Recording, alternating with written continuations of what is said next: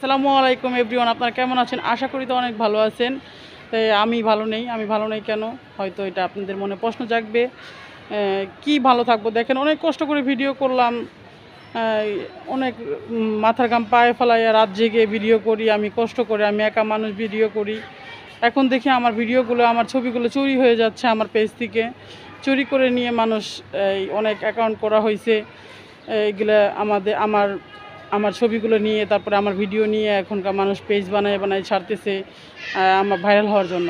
এখন দেখেন, এটা কি কোনো ঠিক কাজ করতেছে বলেন আপনারা? আমি কষ্ট করে ভিডিও করে, আপনারা জানেন। আর আমাদের ভাইদের কাছে অনুরোধ, তারা প্রতারক থেকে সাবধান থাকবেন। কী কারণে? আমার ছবি নিয়ে, তারপরে আমার ভিডিও নিয়ে তারা ভিডিও ছাড়তেছে। তারা ইউটিউব চ্যানেল, তারপরে পেজ, তারপর টিকটক অ্যাকাউন্ট সব খুলে ফেলেছে। কী কারণে? আপনারা যারা আমাকে ভালোবাসার মানুষ, যারা আমার ভালোবাসেন, তারা অবশ্যই আমার ভিডিও দেখলে, আমার ছবি দেখে ভিডিও দেখবেন। আর কেউ যদি নাম্বার দিয়ে টাকা চায় বা নাম্বার দিয়ে কথা বলতে চাই, অবশ্যই বলবেন না। আমি যদি আপনাদের সাথে কথা বলতে চাই, তাহলে আমি অবশ্যই আপনাদের সাথে আমি বলবো যে যে আপনারা আমি লাইভে এসে অবশ্যই বলবো যে আমি আপনাদের সাথে কথা বলতে চাই। কী কারণে জানেন? এইভাবে যদি প্রতারিত হয়, আমি এত কষ্ট করে ভিডিও করি, যদি আমার ভিডিওগুলো চুরি হয়ে যায়, বলেন তাহলে আমার কি কষ্ট হওয়ার জায়গা আছে? আপনারাই বলেন।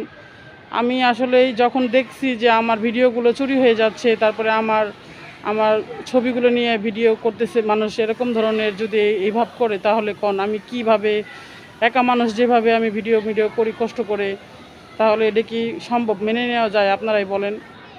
আর আপনাদের কাছে আমার একটাই রিকোয়েস্ট, যে আপনারা কেউ ফোনে কথা বলে টাকা পয়সা চায়, অবশ্যই দিবেন না।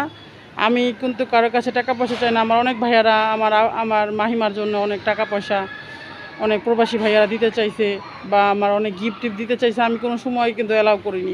আপনারা জানেন হয়তো, যারা আমার প্রতিনিয়ত ভিডিও দেখেন, অবশ্যই তাদের জানার কথা। কিন্তু অবশ্যই বলতেছি, সবারই বলি যে কেউ প্রতারিত হবেন না। কী কারণে? মানুষ যে এইভাবে মানুষের জিনিসপাতি চুরি করে নিয়ে যে ব্যবসা করে, আসলেই এটা আমার খুব খারাপ লাগতেছে।